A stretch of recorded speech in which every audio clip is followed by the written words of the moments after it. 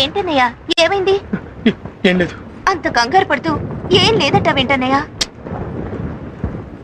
ఓ నాన్న తిట్టారనా? ఆయన కోపం ఎంతలే అన్నయ్య. అది కాదురా అన్నయ్య, నీకు ఇష్టం లేదో నువ్వు రాయలేదు, దాని గురించి మర్చిపో. రా కొంచెం గాని. వద్దురా ప్లీజ్, నాకు ఆకలిగా లేదు. కొంచెం తిందుగాని రా అన్నయ్య.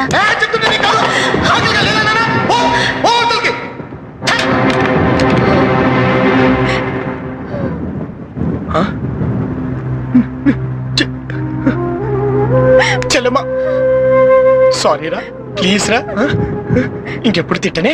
సారీ రా ప్లీజ్. అసలు పొద్దును నాకు ఎదురు రాకపోవడం వల్లేరా నాకు ఇన్ని కష్టాలు. నువ్వు ఎదురొచ్చిన ప్రతిసారి నేను సక్సీడ్ అయ్యాను రా. ఇవాళే ఇలా ఇలా. ఊరుకో అన్నయ్య, ఊరుకో. పోన్లే అన్నయ్య, బాధపడుకో. ఈసారి నుంచి ప్రతిసారి నేనే ఎదురొస్తాను. రా అన్నయ్య, రా అన్నయ్య. అన్నం తినకుండా ఈ గొడవ ఏంట్రా? మీ నాన్న నీ మీద కోప్పడితే నువ్వు అన్నం మీద కోప్పడతావా? అయినా నువ్వు తినకుండా అది ఎప్పుడైనా తినిందా చెప్పు. ఇందా. నాకు అన్నయ్య పెట్టిన దానికంటే పెద్ద ముద్ద కావాలి. పెడతానే. అమ్మా, చిన్నప్పటి నుంచి మిమ్మల్ని వదిలి ఒక్కరోజు కూడా నేను ఎక్కడికి వెళ్ళలేదు కదమ్మా. అవును, వెళ్ళలేదు. ఇప్పుడు అవన్నీ ఎందుకురా? అమ్మా, మీరంటే మీరంటే నాకు చాలా ఇష్టం అమ్మా. అది ఇప్పుడు కాదని ఎవరన్నారు? నాన్న. మీ నాన్నగారి కోపం పోయే ప్లాన్ నేను చెప్తాను. రేపు నీ పుట్టినరోజు కదా, పొద్దున్నే వెళ్ళి బలవంతంగా చేతులు అక్షంతలు పెట్టి దీవించమను. మీ నాన్నకి కొడుకు కన్నా పట్టుదల ఎక్కువేం కాదులే, మాట్లాడి తీరుతారు. సరేనా?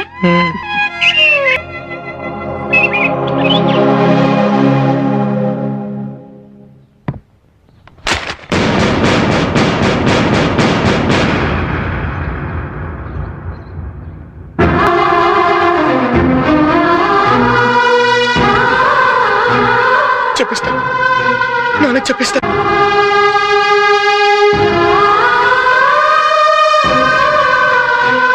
Many happy returns of the day అన్నయ్య. ఇలాంటి రోజు మళ్ళీ రాకూడదని కోరుకుంటున్నాను. ఏంటన్నయ్య ఆలోచిస్తున్నావు? ఏం లేదురా, వర్షం వచ్చేలా ఉందిగా, ఆ ముగ్గు చిరిగిపోతుందని. అన్నయ్య, వర్షం వస్తుందని భయపడి ముగ్గేసుకోవడం మానేస్తావా? ఈ ఉరుములు మెరుపులు నాన్న కోపం లాంటివి. వర్షం వస్తే ఉరుములు మెరుపులు తగ్గిపోయి ప్రశాంతత వస్తుంది. అప్పుడు హ్యాపీగా బర్త్డే సెలబ్రేట్ చేసుకోవచ్చు. అవును. హ్యాపీ బర్త్డే నాన్న. నూరేళ్లు చల్లగా ఉండాలి. పుట్టినరోజు నాడు ఆ కన్నీళ్ళేంట్రా, చక్కగా నవ్వుతూ ఉండాలి.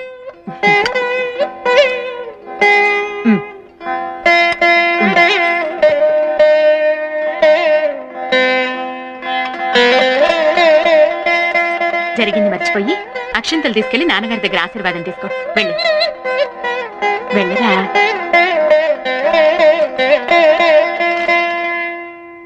నాన్నా, నాన్నా,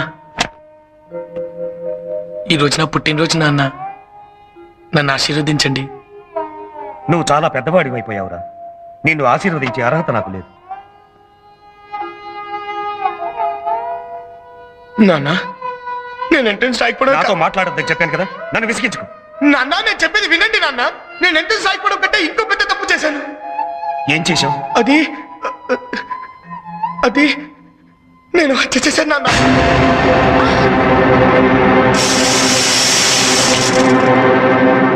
ఏమిట్రా నువ్వు చెప్పేది?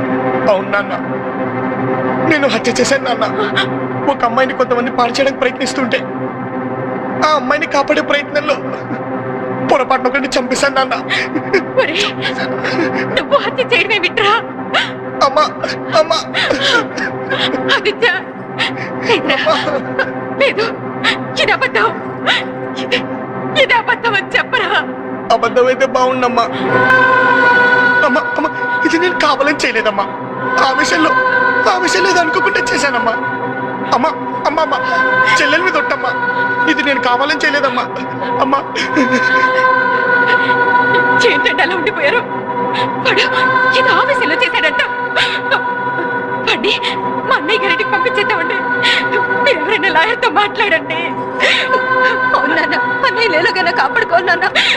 మాట్లాడేమిటండి? మన బిడ్డను ఎలాగైనా రక్షించుకోవాలండి.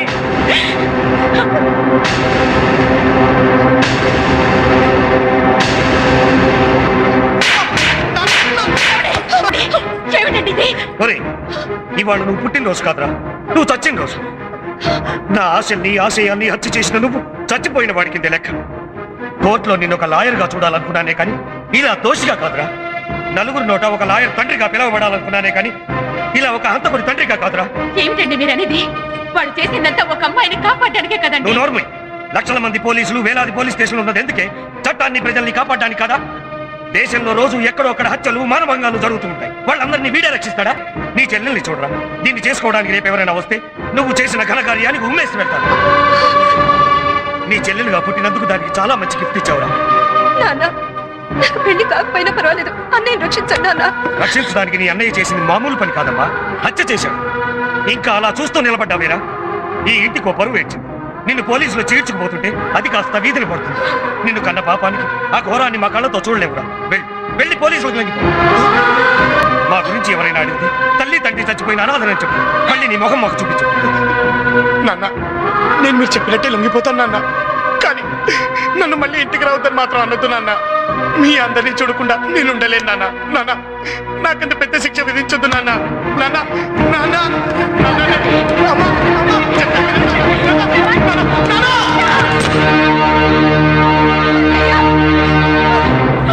అన్నయ్య, బాబు, వద్దన్నయ్య, వాడిని ఇట్లా పిలవండి. అన్నయ్య, బాబు, అన్నయ్య, ఆగవా, అన్నయ్య. వద్దురా, అవి వెళ్ళిపోతున్నాడు, వెళ్ళొద్దురా. అన్నయ్య, నాన్న, వాడు వెళ్ళిపోతున్నాడని వద్దని చెప్పండి. వద్దురా, ఉండొద్దురా. అదే, బాబు, ఏమండి, వెళ్ళిపోతున్నాడండి. బాబు.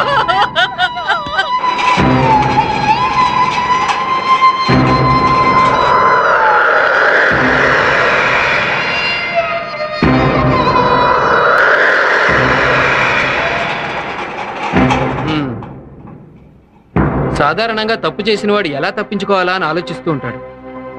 కానీ నువ్వు చేసిన నేరాన్ని నిజాయితీగా ఒప్పుకున్నావు. I appreciate that. మనం వెళ్ళి ఆ అమ్మాయి దగ్గర స్టేట్మెంట్ తీసుకుందాం. జీప్తి. Yes sir. నువ్వు హత్య చేసింది ఆ అమ్మాయిని రక్షించడానికి అన్నావు కాబట్టి నీకు శిక్ష తగ్గే అవకాశం కూడా ఉంది. ఆ పైన నీ అదృష్టం. Let's go. మీరు చెప్పేది మా అమ్మాయిని రక్షించబోయి ఇతను హత్య చేయటం ఏమిటి? నేనంతా మా అమ్మాయి ఇంట్లోనే ఉంది, అసలు బయటికే వెళ్ళలేదు.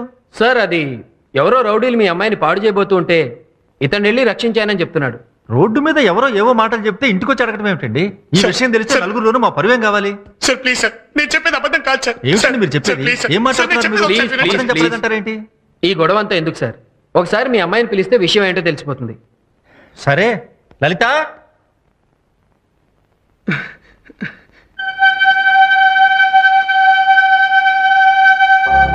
ఏమిటమ్మా లలిత, ఇతను నీ గురించి ఏమిటో మాట్లాడుతున్నాడు. మీరు ఉండండి సార్. ఏమ్మా, ఇతను నీకు తెలుసా? తెలీదు. ఇతన్ని చూడటం ఇదే first time. Sir sir sir లేదు సార్. సార్ అదేంటండి, నిన్న మిమ్మల్ని రౌడీలు అలర్ట్ చేస్తుంటే నేనే కదండి వచ్చి రక్షించింది. అప్పుడే కదండి వాడిని చంపేసింది. ప్లీజ్ నిజం చెప్పండి ప్లీజ్. నేను నిజమే చెప్తున్నాను. సార్ లేదు సార్. సార్ ఆ అమ్మాయి అబద్ధం చెప్తుంది సార్. ఏమండి నిజం చెప్పండి ప్లీజ్.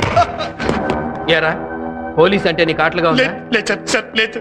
కావాలని చేసిన హత్యని కప్పిపుచ్చుకోవడానికి మమ్మల్ని ఇక్కడికి తీసుకొచ్చి ఫూల్ చేస్తావా? సార్ లేదు సార్. అనవసరంగా మంచివాడు అనుకుని నీకు సర్టిఫికేట్ ఇచ్చాను కదరా. సార్ నడు. సార్ లేదు సార్. సార్ సార్ ఆదిత్య అనబడే ఈ ముద్దాయి శేఖర్ను ఉద్దేశపూర్వకంగానే హత్య చేశాడని కోర్టు నమ్ముతూ ఐపీసీ సెక్షన్ 302 ప్రకారం ముద్దాయికి యావజ్జీవ కారాగార శిక్ష విధించడమైనది. నన్ను హైదరాబాద్ జైలు నుంచి వైజాగ్ జైలుకి మార్చారు. ఎంతో ఇష్టమైన నా ఫ్యామిలీకి దూరం అయ్యాను. మా నాన్నగారి కోరిక ప్రకారం లాయర్ని అయితే మళ్ళీ మా ఫ్యామిలీకి దగ్గర అవుతానేమో అనిపించి ఎంత కష్టమైన లా చదవాలనుకున్నాను. Yes, I will become a lawyer. I will. ఇక్కడ జైలు సూపరింటెండెంట్ చాలా మంచి వ్యక్తి. నేను లా చదువుకుంటానంటే ముందు ఒప్పుకోలేదు. కానీ నా పట్టుదల చూసి రోజు కాలేజ్కి వెళ్ళి చదువుకోవడానికి కొన్ని కండిషన్స్ మీద స్పెషల్ పర్మిషన్ ఇప్పించారు. అందుకే నేను బయట ఏమీ తినేవాడిని కాదు. సాయంత్రం 6 అయ్యేసరికల్లా జైలుకి వెళ్ళిపోయేవాడిని. అలా సూపరింటెండెంట్ గారి సహకారంతో ఒక ఖైదీనే ఉండి కూడా ఈ కాలేజీలో చేరి లా చదువుతున్నాను.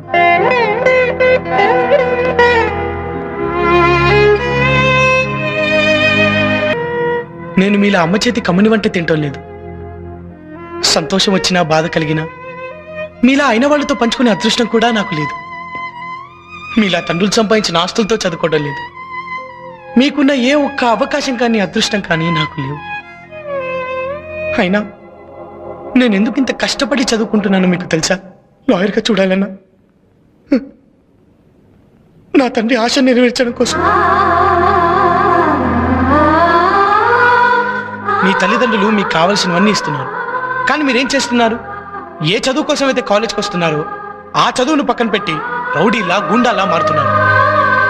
సత్య, నువ్వు అంజలి మీద యాసిడ్ పోసుంటే నీ జీవితం జైలుపాలై ఉండేది. ఆవేశంలో చేసిన తప్పుకి నాలా నీ జీవితం కాకూడదని నీ మీద చేసుకున్నాను. వద్దు సత్య, వద్దు వద్దు.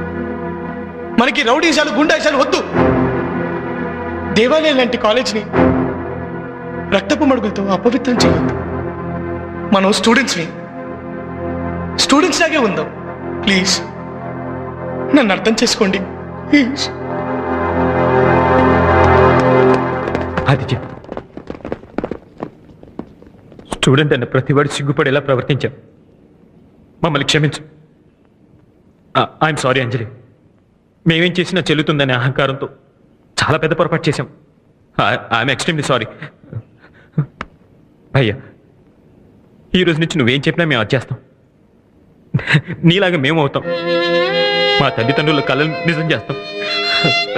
It's our promise. సత్య,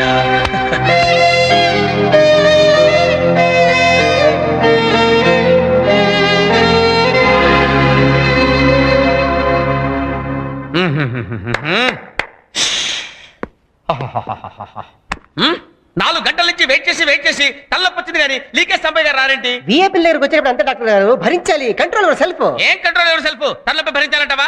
అబ్బే. హలో, డాక్టర్ సుబ్రహ్మణ్యం అండి. నేను డాక్టర్ బ్రహ్మానందాన్ని మాట్లాడుతున్నానండి. అవునండి, బాగా వాంతులు విరోచనాలు తల్లొప్పిగా ఉందండి.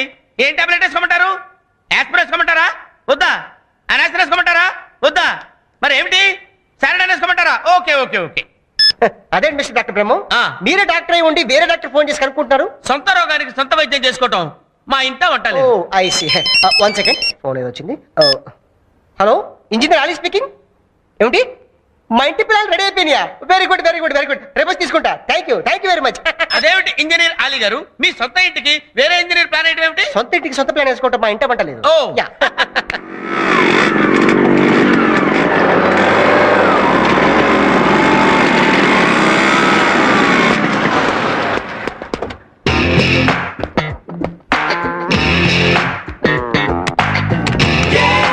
సార్, డాక్టర్ బ్రహ్మం గారు ఇంజనీర్ అలీ గారు మీకోసం 4 గంటల నుంచి వెయిట్ చేస్తున్నారు సార్. చేయనివయ్యా, అది వాళ్ళకి అలవాటే కదా. నమస్కారం. అందరికీ నమస్కారం. ఏంటి ఇలా వచ్చారు? తిరుపతి ఎందుకు వెళ్తామండి? గుండు గీయించుకోవడానికి. నోర్మోయ్, మొక్కుబడి తెచ్చుకోవడానికి.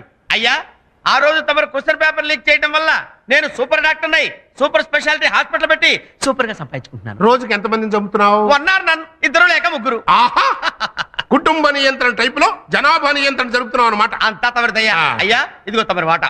అరే, మహాప్రసాదం. ఇదిగోండి అయ్యా. పిచ్చుగూడు కూడా కట్టిన రానివ్వండి. మీ పేపర్ లీకేజ్ వల్ల పెద్ద ఇంజనీర్ అయిపోయి పెద్ద అపార్ట్మెంట్ కడుతున్నాను. నువ్వు బిట్టా కడతంటే వట్టా కూలిపోతారేంటగా? గుజరాత్ లో భూకంపం కదా, కొంచెం ఇక్కడ అప్పులేసలే. ఆహా, గుజరాత్ లో భూకంపం వస్తే ఆంధ్రాలో అదురుద్దా? నానా, కాస్త అప్పుడప్పుడు ఇసుకలో సిమెంట్ కలపడానికి కూడా ట్రై చేయి. I will try my level best. ఏమయ్యా, మీరు చదువుల్లో వీక్ అయినా నేను పేపర్లు లీకేజ్ చేసి మిమ్మల్ని డాక్టర్ని ఇంజనీర్ని చేశాను. కాస్త పరువు నిలబెట్టండి రా. అందుకే కదా సార్ తమరు సన్మానం చేద్దామని వచ్చాం.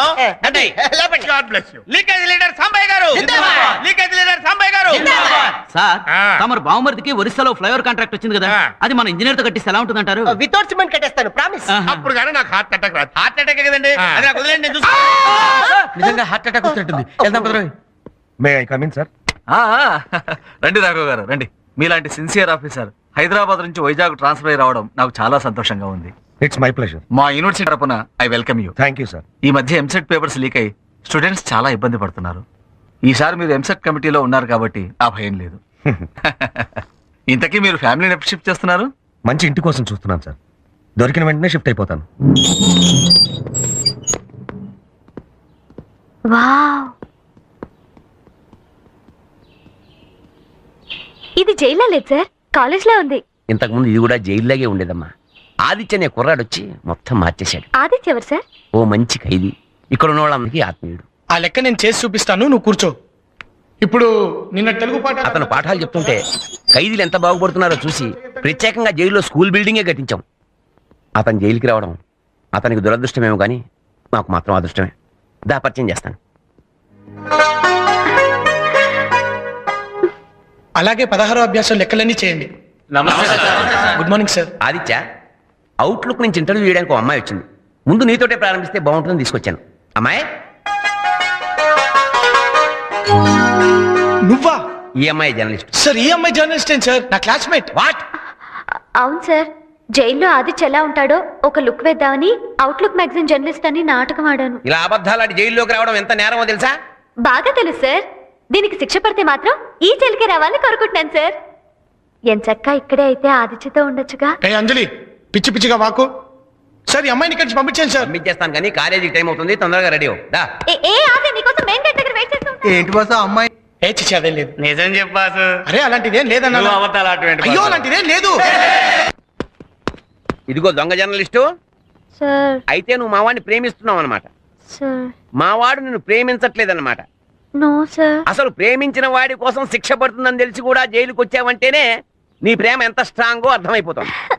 Thank you sir. నువ్వు ఇలాగే ప్రొసీడ్ అయిపో. ఏదో రోజున మావాడు కూడా లవ్ లోనో గివ్ లోనో పడతాడు.